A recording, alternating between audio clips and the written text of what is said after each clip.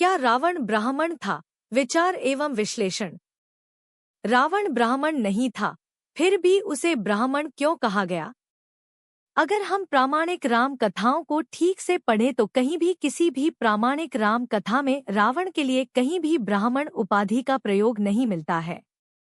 आखिर जब सारा संसार आज रावण को ब्राह्मण मानता है तो फिर वाल्मीकि से लेकर व्यास तक, कम से लेकर तुलसी तक क्यों इस तथ्य से मौन रहे कि रावण ब्राह्मण था? रावण के बारे में सारी दुनिया आज तक यही जानती आई है कि वो एक ब्राह्मण था, शास्त्रों का ज्ञाता था, भगवान शिव का महान भक्त था और संसार का एक बड़ा तपस्वी और वेदों का ज्ञाता था।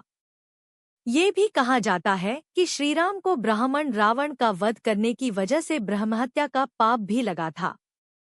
लेकिन अगर हम प्रामाणिक राम कथाओं को ठीक से पढ़ें तो कहीं भी किसी भी प्रामाणिक राम कथा में रावण के लिए कहीं भी ब्राह्मण उपाधि का प्रयोग नहीं मिलता है। यहाँ तक कि सबसे प्राचीन राम कथा यानी वाल्मीकि रामायण में भी रावण के लिए एक बार भी ब्राह्मण वर्ण की उपाधि का इस्तेमाल नहीं किया गया है। अगर महाभारत के वन पर्व में दी गई राम कथा जिसे रामोपाख्यान कहते हैं, उसका भी अध्ययन करें तो वहां भी रावण के लिए सिर्फ निशाचर या राक्षस उपाधियों का प्रयोग किया गया है, कहीं भी उसे द्विज या ब्राह्मण नहीं कहा गया है। महाभारत के बाद की सबसे प्राचीन रामकथा कालिदास रचित रघुवंशम है। इस ग्रंथ में भी रावण को सिर्फ राक्षसों का राजा कहा गया है और उसे कालिदास ने भी कहीं भी ब्राह्मण नहीं कहा है। रामचरितमानस में भी रावण के ब्राह्मण होने का उल्लेख नहीं है। यहाँ तक कि आज से 600 साल पहले जब तुलसीदास जी ने रामचरितमानस की रचना की तो उन्होंने भी इस बात का ध्यान रखा कि वो कहीं भी किसी भी दोहे में रावण के लिए ब्राह्मण उपाधि का प्रयोग नहीं करें। आखिर जब सारा संसार आज रावण को ब्राह्मण मानता है तो फिर वाल्मीकि से लेकर व्यास तक, कम से लेकर तुलसी तक क्यों इस तथ्य से मौन रहे कि रावण ब्राह्मण था? आज जब हम सभी किसी भी विद्वान से ये पूछते हैं कि रावण का वर्ण या जाति क्या थी तो उनके पास सिर्फ एक दो तर्क ही है जिसके आधार पर वो रावण को ब्राह्मण सिद्ध करते हैं। पहला तर्क ये है कि वो ऋषि विश्रवा का पुत्र था और ऋषि विश्रवा ब्रह्मा जी के पौत्र थे, इसलिए रावण भी ब्राह्मण ही था। दूसरा तर्क वो रामचरितमानस के इस दोहे से देते हैं जहां हनुमान जी रावण को समझाते हुए कहते हैं कि ऋषि पुलस्ती जसु विमल मयंका तेहि ससी महु जनी होहु कलंका। अर्थात है रावण तुम ऋषि पुलस्त्य के चंद्रमा के समान विमल यश को कलंकित मत करो। लेकिन इस दोहे में भी कहीं भी ऋषि पुलस्त्य को ब्राह्मण नहीं कहा गया है और न ही रावण के लिए ब्राह्मण उपाधि का इस्तेमाल मिलता है। इस दोहे से सिर्फ ये तर्क दिया जाता है कि चूंकि ऋषि पुलस्त्य ब्रह्मा के पुत्र थे इसलिए वो ब्राह्मण ही थे और उनका पौत्र रावण भी ब्राह्मण ही था। ऋषि होना और ब्राह्मण होना अलग अलग। कई ऋषि ऐसे हुए हैं जो ब्राह्मण नहीं थे। व्यास और वाल्मीकि के ब्रह्मत्व को लेकर ही अलग अलग तरह की बातें हैं। जाबाल ऋषि तो वैश्या के पुत्र थे, इसलिए सिर्फ ऋषि हो जाना ब्राह्मण हो जाना नहीं है। इसलिए भी ये तर्क बहुत ही सरल है। इस तर्क को आसानी से ध्वस्त किया जा सकता है कि ऋषि विश्रवा का पुत्र होने की वजह से रावण ब्राह्मण था। सबसे पहली बात तो ये कि खुद ऋषि विश्रवा ब्राह्मण ही थे या वो ब्रह्मा के कुल से आते थे, इस अंतर को समझना जरूरी है। पुराणों के अनुसार ब्रह्मा जी ने जब सृष्टि की रचना की तो उन्होंने अपने शरीर से कई मानस पुत्रों को उत्पन्न किया। इन मानस पुत्रों में ऋषि मरीचि, पुलस्त्य, पुलह, दक्ष, नारद, वशिष्ठ और अत्रि प्रमुख थे। ये देवताओं से भी पहले उत्पन्न हुए थे और ये मानव नहीं थे बल्कि इन्हें प्रजापति यानी सृष्टि का विस्तार करने वाला कहा गया। ये कोई दिव्य सत्ताएं थी जो ब्रह्मा के शरीर से प्रकट हुई थी। इन्हें ही ब्रह्मर्षि कहा जाता था। इन ब्रह्मर्षियों में ऋषि मरीचि ने कश्यप को उत्पन्न किया। इन्हें भी प्रजापति कहा जाता था। इन्होंने ब्रह्मा के ही एक अन्य मानस पुत्र दक्ष प्रजापति की 13 पुत्रियों से विवाह किया। इन पुत्रियों में दिति, अदिति, दनु, विंता, कद्रु आदि प्रमुख थी। ऋषि कश्यप और दिति से दैत्यों की उत्पत्ति हुई। दिति के दो पुत्र हिरण्यकश्यप और हिरण्याक्ष थे, जिनसे दैत्यों का वंश चला। तो क्या ब्रह्मा के प्रपौत्र होने की वजह से हम दैत्यों को भी ब्राह्मण मानते हैं? वाल्मीकि रामायण में भी रावण के ब्राह्मण होने का जिक्र नहीं है। इसके बाद दक्षपुत्री अदिति और मरीचि पुत्र और ब्रह्मा के पौत्र कश्यप से 12 आदित्यों का प्रागट्य हुआ। इनमें इंद्र, वरुण, अयरमा, विवस्वान, सूर्य, धाता, विधाता और वामन प्रमुख हैं। इन्हें ही देवता भी कहा जाता है। तो क्या ब्रह्मा के वंश में उत्पन्न होने की वजह से देवताओं को भी ब्राह्मण मान लेना चाहिए? इसी प्रकार कश्यप और विंता से पक्षीराज गरुड़ उत्पन्न हुए और दक्ष पुत्री दनु और कश्यप से दानवों का वंश चला।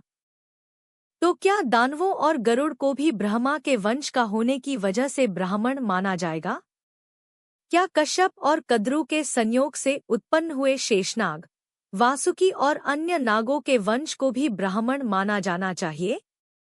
तो इसी तर्क से ऋषि पुलस्त्य के पुत्र विश्रवा का पुत्र रावण कैसे ब्राह्मण हो सकता है? क्या ऋषि विश्रवा के एक दूसरे पुत्र कुबेर को भी हम ब्राह्मण कहते हैं? नहीं ना। तो क्या यही वजह थी कि रावण को न तो वाल्मीकि ने ब्राह्मण कहा और न ही किसी और प्रामाणिक राम कथा के रचयिता ने? फिर रावण के लिए वाल्मीकि रामायण में क्या क्या कहा गया है, इसे भी देख लेते हैं।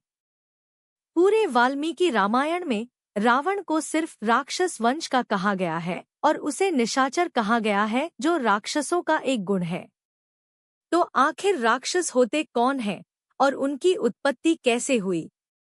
इसको लेकर वाल्मीकि रामायण के उत्तरकांड में कई श्लोक मिलते हैं, जिसके अनुसार ब्रह्मा जी ने जल के अंदर रहने वाले जीवों की रक्षा करने के लिए और उनके अंदर यज्ञ के संस्कार उत्पन्न करने के लिए एक विशेष प्रकार के प्राणियों की योनि की सृष्टि की।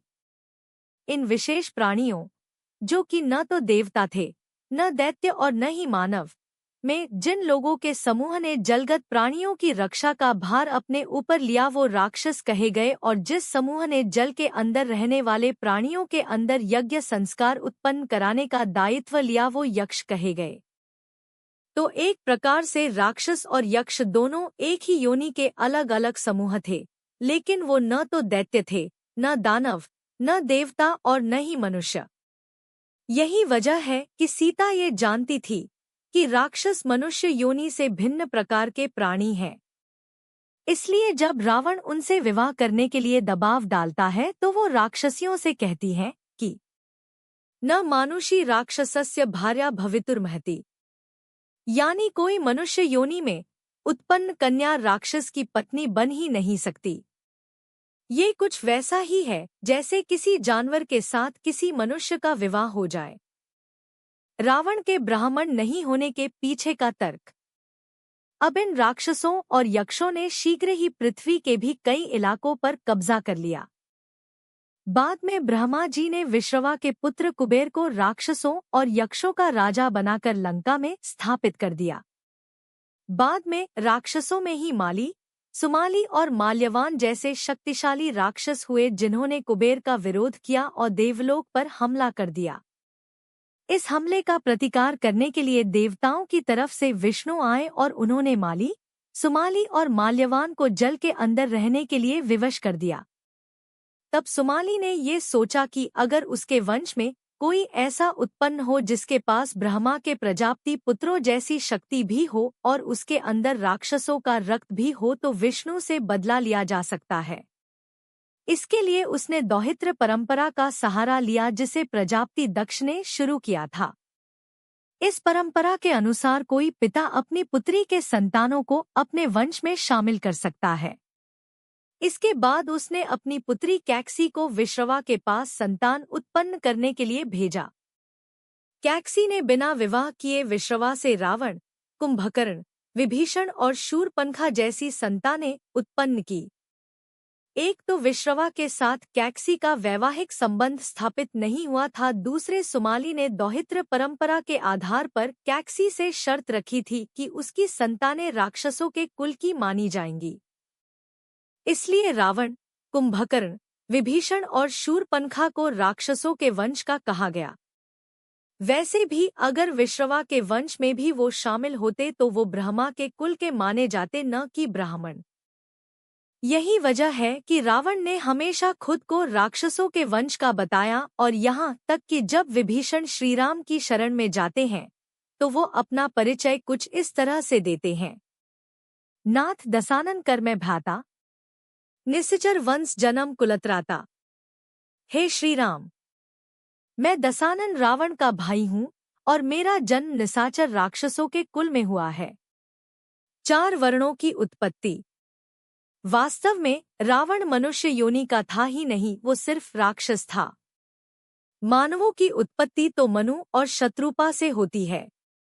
मनु के पुत्र मानवों ने ही कर्म के आधार पर बाद में 4 वर्ण बनाए, जिन्हें ब्राह्मण, क्षत्रिय, वैश्य और शूद्र कहा गया।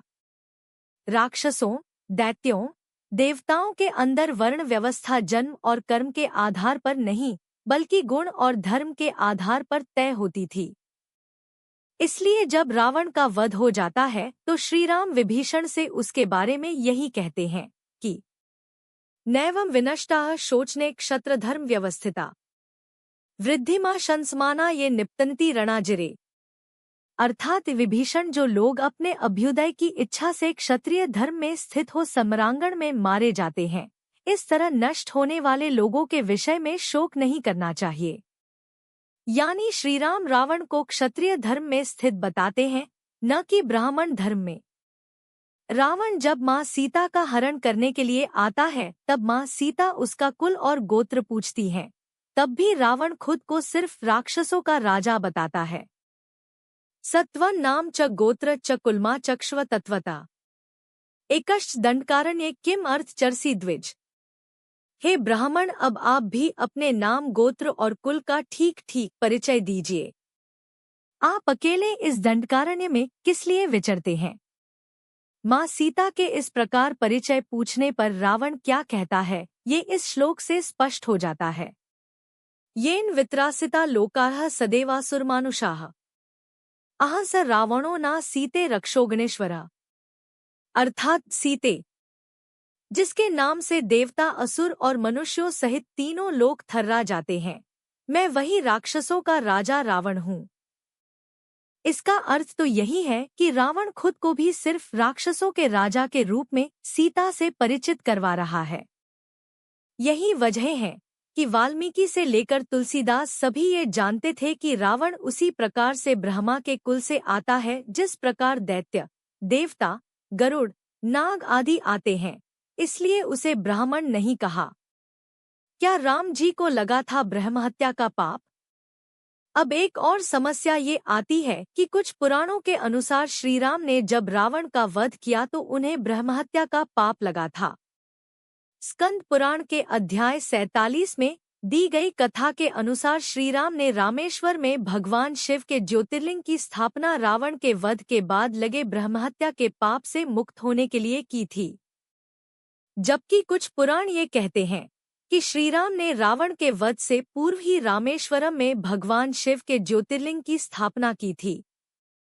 अगर वाल्मीकि रामायण के युद्धकांड के इस श्लोक को देखें तो हमें ये तो पता चलता है कि श्रीराम ने रावण के वध से पूर्व भगवान शिव की पूजा की थी और उनसे कृपा भी प्राप्त की थी, लेकिन उन्होंने किसी ज्योतिर्लिंग की स्थापना की थी ये पता नहीं चलता है।